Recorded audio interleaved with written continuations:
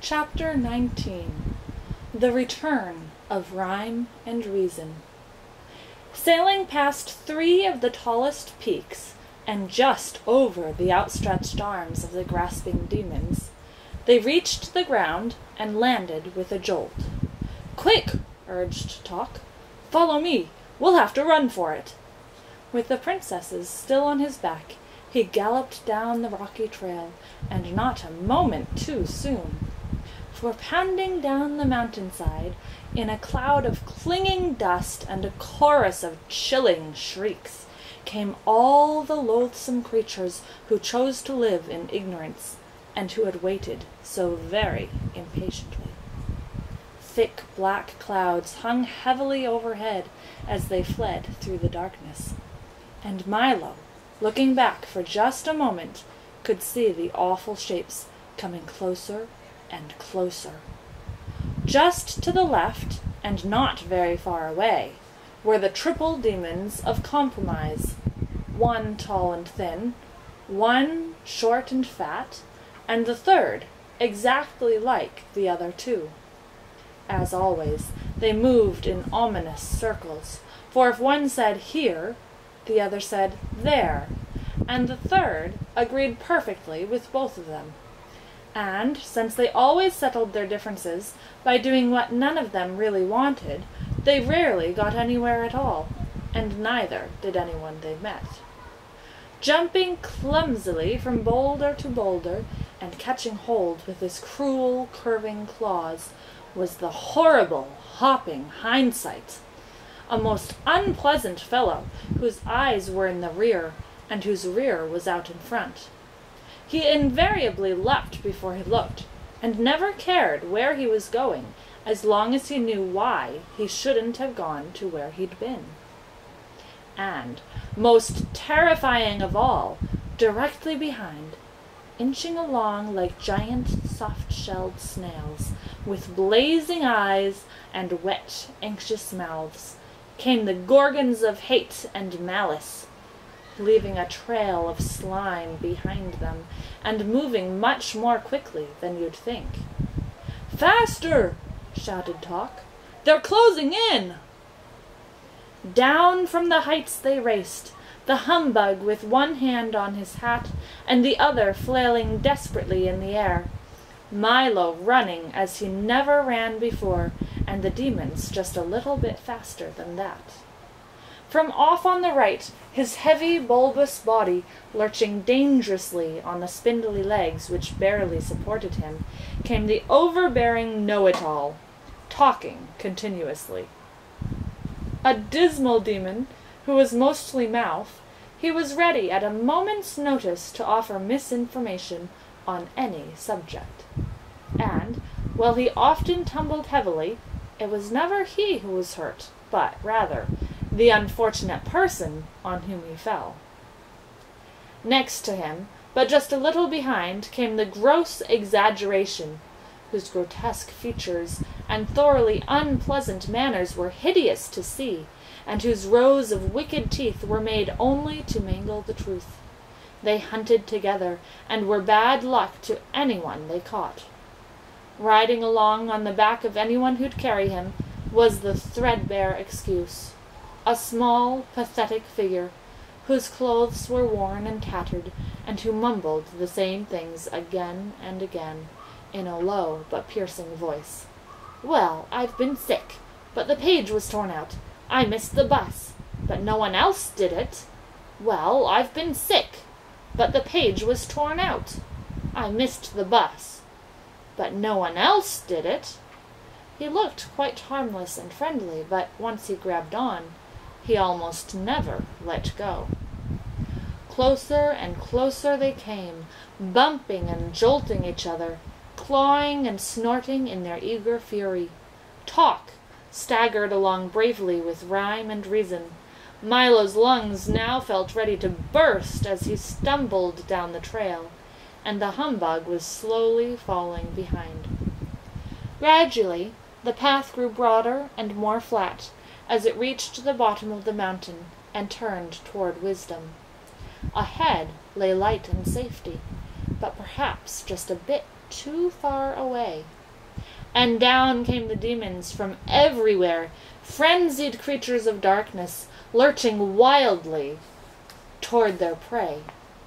From off in the rear, the terrible Trivium and the wobbly gelatinous giant urged them on with glee, and pounding forward with a rush came the ugly Dilemma, snorting steam and looking intently for someone to catch on the ends of his long, pointed horns, while his hoofs bit eagerly at the ground.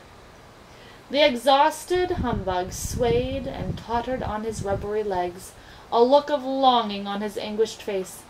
"I don't think I can," he gasped, as a jagged slash of lightning ripped open the sky, and the thunder stole his words. Closer and closer the demons loomed as the desperate chase neared its end. Then, gathering themselves for one final leap, they prepared to engulf first the bug, then the boy, and lastly the dog and his 2 passengers. They rose as one and suddenly stopped, as if frozen in mid-air, unable to move, staring ahead in terror. Milo slowly raised his weary head, and there in the horizon, for as far as the eye could see, stood the massed armies of wisdom, the sun glistening from their swords and shields, and their bright banners slapping proudly at the breeze. For a moment everything was silent. Then 1,000 trumpets sounded, then 1,000 more, and, like an ocean wave, the long line of horsemen advanced, slowly at first, then faster and faster, until with a gallop and a shout, which was music to Milo's ears, they swept forward toward the horrified demons. There in the lead was King Azaz, his dazzling armor embossed with every letter in the alphabet, and, with him, the math magician, brandishing a freshly sharpened staff.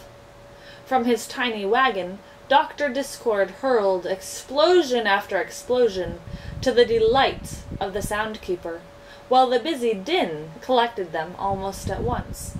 And, in honor of the occasion, Chroma the Great led his orchestra in a stirring display of patriotic colors. Everyone Milo had met during his journey had come to help, the men of the marketplace, the miners of Digitopolis, and all the good people from the valley and the forest. The spelling bee buzzed excitedly overhead, shouting, "Charge! C-H-A-R-G-E! Charge! C-H-A-R-G-E!" Canby, who, as everyone knew, was as cowardly as can be, came all the way from Conclusions to show that he was also as brave. And even Officer Shrift, mounted proudly on a long, low dachshund, galloped grimly along. Cringing with fear, the monsters of ignorance turned in flight and, with anguished cries too horrible ever to forget, returned to the damp, dark places from which they came. The humbugs sighed with relief, and Milo and the princesses prepared to greet the victorious army. "Well done," stated the Duke of Definition, dismounting and grasping Milo's hand warmly. "Fine job," seconded the Minister of Meaning. "Good work," added the Count of Connotation. "Congratulations," proposed the Earl of Essence. "Cheers," recommended the Undersecretary of Understanding. And, since that's exactly what everyone felt like doing, that's exactly what everyone did. "It's we who should thank," began Milo, when the shouting had subsided, but before he could finish, they had unrolled an enormous scroll, and with a fanfare of trumpets and drums they stated in order that, "Henceforth and forthwith, let it be known by all men that rhyme and reason reign once more in wisdom." The 2 princesses bowed gratefully and warmly kissed their brothers, and they all agreed that a very fine thing had happened. "And furthermore," continued the proclamation, the boy named Milo, the dog known as Talk, and the insect hereinafter referred to as the Humbug, are hereby declared to be heroes of the realm.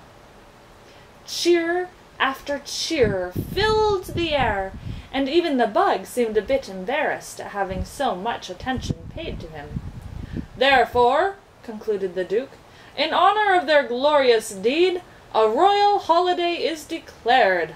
Let there be parades through every city in the land, and a gala carnival of 3 days' duration, consisting of jousts, games, feasts, and follies. The 5 cabinet members then rolled up the large parchment, and, with many bows and flourishes, retired. Swift horsemen carried the news to every corner of the kingdom, and, as the parade slowly wound its way through the countryside, crowds of people gathered to cheer it along. Garlands of flowers hung from every house and shop, and carpeted the streets. Even the air shimmered with excitement, and shutters closed for many years were thrown open to let the brilliant sunlight shine where it hadn't shone in so long. Milo, Talk, and the very subdued Humbug sat proudly in the royal carriage, with Azaz, the math-magician, and the 2 princesses, and the parade stretched for miles in both directions. As the cheering continued, Rhyme leaned forward and touched Milo gently on the arm. "They're shouting for you," she said with a smile. "But I could never have done it," he objected, "without everyone else's help." "That may be true," said Reason gravely, "but you had the courage to try, and what you can do is often simply a matter of what you will do."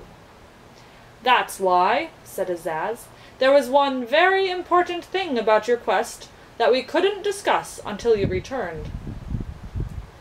"I remember," said Milo eagerly. "Tell me now." "It was impossible," said the king, looking at the math-magician. "Completely impossible," said the math-magician, looking at the king. "Do you mean—" stammered the bug, who suddenly felt a bit faint. "Yes, indeed," they repeated together. "But if we'd told you then, you might not have gone.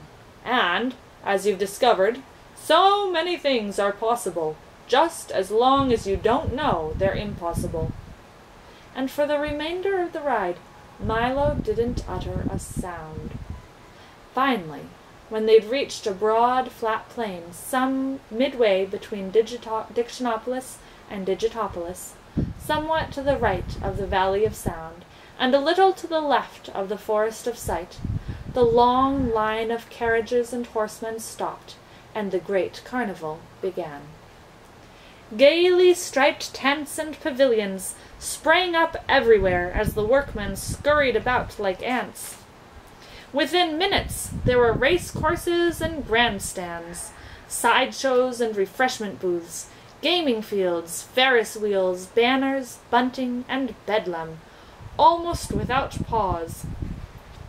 The math-magician provided a continuous display of brilliant fireworks, made up of exploding numbers which multiplied and divided with breathtaking results.